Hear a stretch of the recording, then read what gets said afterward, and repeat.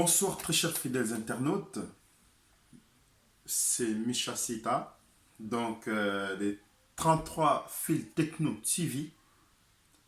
Je viens aujourd'hui pour vous parler de cette virus, en tout cas, cette épidémie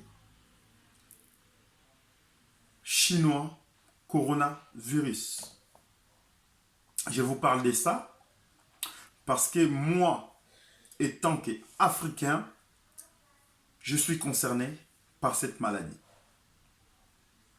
Parce qu'il y a bien des étudiants africains et les commerces bilatéraux avec la Chine, entre la Chine et l'Afrique.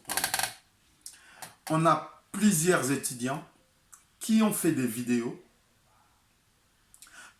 comme quoi ils sont en danger à Wuhan, en Chine, dans la province où la maladie, l'épidémie fait des rages.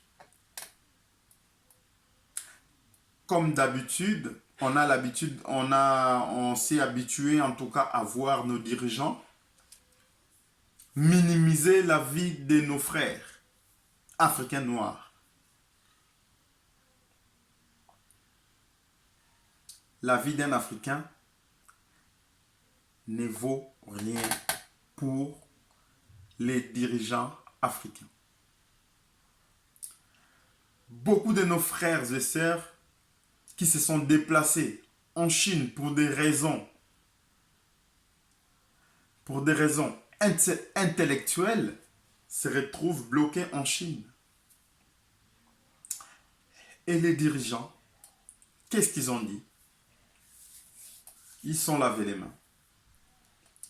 Ils n'ont pas les moyens pour rapatrier ces ressemblables,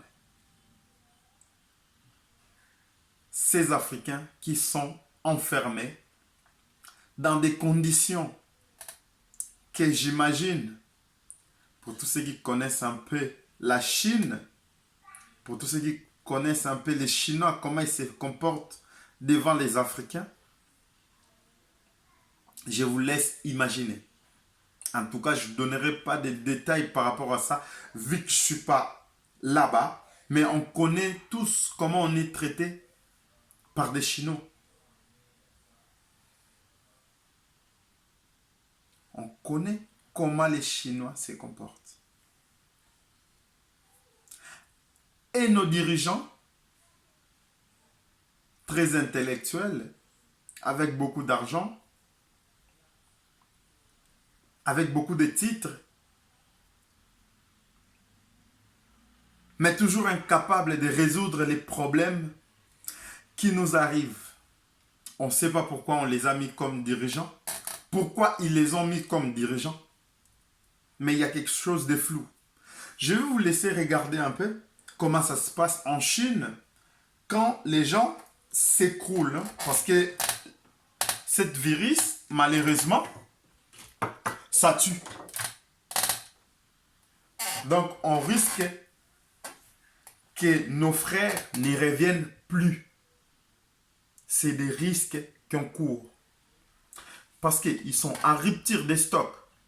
Des villes en Chine, c'est devenu des déserts. Regardez comment les gens s'écroulent. Regardez. Ça, c'est quelqu'un qui marchait normalement. Il marchait normalement sans problème. Et là, il attaque. Il est ligoté. Il est ligoté comme quelqu'un qui perd la tête. Et il saigne. Il saigne. Donc, quand tu fais une crise en fait de cette maladie, ou soit c'est des réactions, ton corps commence à réagir bizarrement, ça te fait vomir le sang. Tu vomis le sang et tu passes. Donc, tu meurs. Et ça, c'est maintenant, c'est le quotidien chinois.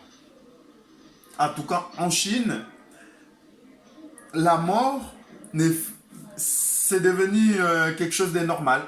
Regardez, là, vous avez les gens qui sont censés s'occuper de ces virus-là. en tout cas de protéger les gens qui sont atteints de ces maladies.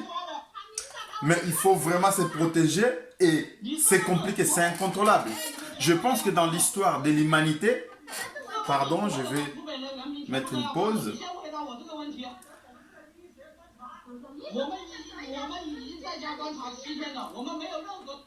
Je crois que dans l'histoire de l'humanité,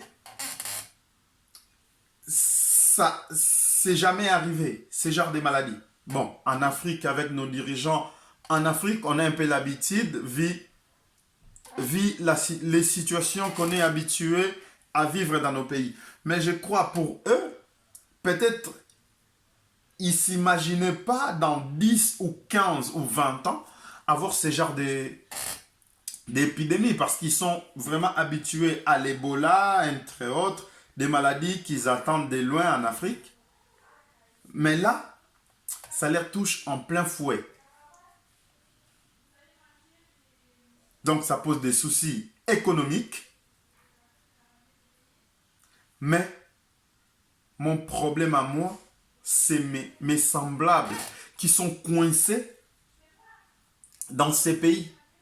Parce que l'État, nos États africains noirs, ils réagissent pas, ou en tout cas pas de la bonne manière. Et cette virus-là, je suis sûr et certain que c'est déjà arrivé en Afrique. Mais j'ai vu,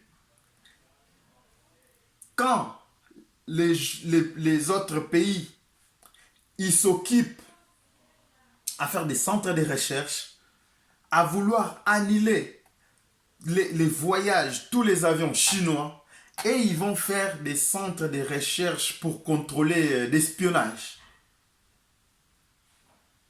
Ils vont faire des centres d'espionnage. Or, et les gens, ils investissent pour éviter d'attirer cette maladie, ces épidémies. On en a déjà assez, nous en Afrique, on a déjà assez d'épidémies comme ça, pour en prendre ça, parce que ça, vu la manière où quelqu'un qui est pris par cette épidémie, il réagit, en Afrique, je suis sûr qu'on n'est pas capable de gérer ce genre de crise. Je ne sais pas si c'est l'idée est de finir avec les Africains en collaboration avec ses dirigeants ou il y a autre chose. En tout cas, c'est flou. Regardez-moi les comportements et on va en discuter. Les gens, ils sont obligés de rester chez eux. Ils sont obligés. Là, il essaye de sortir. On lui empêche de sortir. On lui montre où il doit se diriger pour se faire attraper. Pour l'isoler, en fait. Parce que ça se contamine rapidement. Quelque chose de seconde. Donc voilà. Moi, en vous montrant ces vidéos, en tout cas, je demande qu'une seule chose à nos dirigeants africains. Je vous demande de revoir vos décisions prises à la va-vite, sans réfléchir. Je ne pense pas que si vos enfants étaient dans des situations pareilles, vous allez agir avec à la manière où vous faites. Je parle des pays comme l'Angola, incapables de ramener ses enfants à la maison. Mali, incapable. Et le président qui sort à la télé pour dire qu'on n'a pas le moyen. Cameroun, incapable. Côte d'Ivoire, incapable. À quoi il nous sert ces présidents? Pour qui ils travaillent? À qui ses intérêts?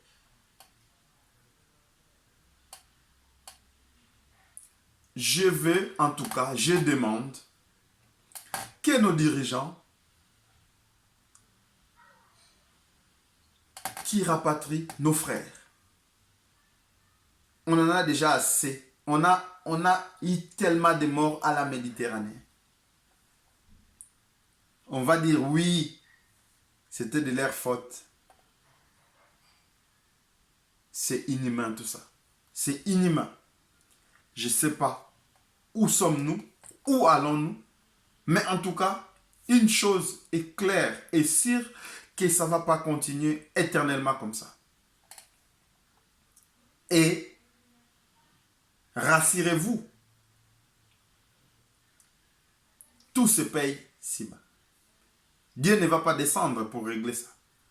On va les régler entre nous. Comme on a su le régler quand il a fallu. Ramener nos frères à la maison. Les moyens en Afrique, ce n'est pas ça qui manque. Ce n'est pas les moyens qui manquent. C'est la compétence et la responsabilité qui manquent à beaucoup de dirigeants africains.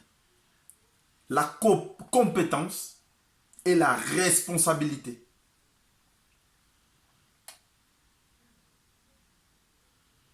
L'Afrique a toujours eu des ressources. L'Afrique a toujours les moyens de protéger ses enfants noirs que nous sommes. Voilà, ça c'est pour vous. Faites quelque chose, je reviendrai moi-même faire une vidéo pour vous féliciter pour le travail que vous allez faire. Vous allez nous ramener tous nos frères à la maison. Merci.